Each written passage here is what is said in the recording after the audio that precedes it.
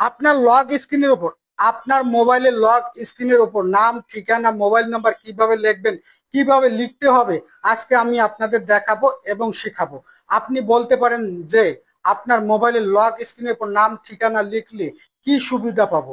আপনি যদি আপনার ফোনটা কখনো হারিয়ে ফেলেন, সেক্ষেত্রে যে ব্যক্তি আপনার ফোনটা পাবে সে যদি চায় আপনার মোবাইলের লক স্ক্রিনের নাম্বার ঠিকানা দেখে আপনাকে ফোনটা ফেরত দিতে পারে।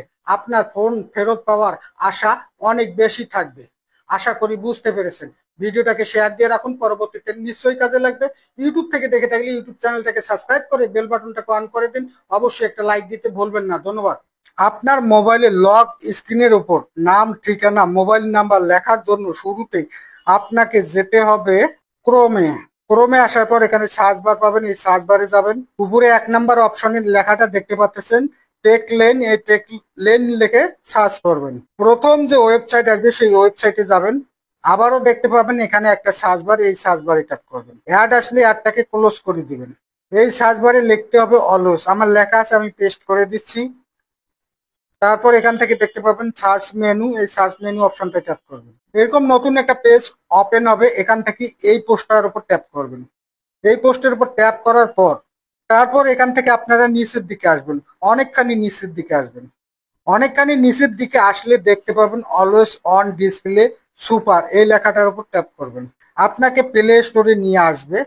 এই যে দেখতে পাচ্ছেন এই অ্যাপসটাকে আপনার ডাউনলোড করে নিতে হবে। আপনি বলতে পারেন যে প্লে স্টোরে তো আমি সরাসরি গিয়ে ডাউনলোড করতে পারতাম।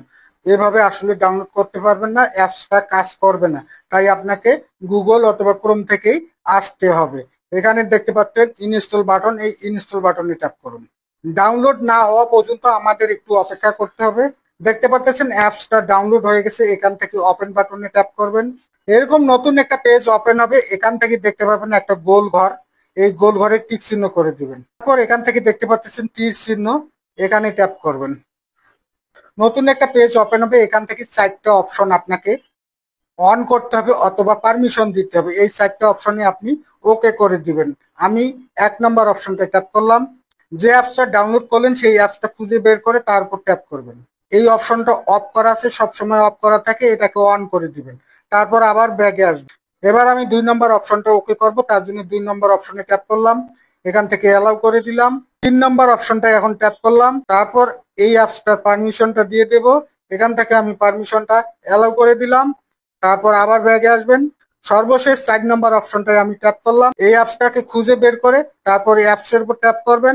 এখান থেকে এই অ্যাপসটার পারমিশন অ্যাক্সেস অন করে দিবেন। তারপর ব্যাগে আসবেন। সব পারমিশন দেওয়া হয়ে গেলে এখান থেকে দেখতে পাবেন তীর চিহ্নটা, এই তীর চিহ্নের উপর ট্যাপ করবেন।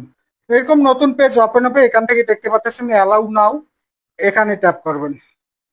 আবার অ্যালাউ করে দিবেন। এরকম নতুন একটা পেজ ওপেন হবে, এখান থেকে এগুলোকে টেনে বাম দিকে নেবেন। টেনে বাম দিকে নিলে এখানে দেখতে পাবেন মেনু নামে একটা অপশন, এই মেনু অপশনটায় ট্যাপ করবেন। এখানে আপনি আপনার মোবাইল নাম্বার, ঠিকানা যা কিছু লিখতে চান এখানে লিখবেন, আমি লিখে দেখাচ্ছি। তারপর নাম লেখার পর নিচে আসবেন। এখানে আপনি আপনার একটা আত্মীয় স্বজনের নাম লিখে দিবেন।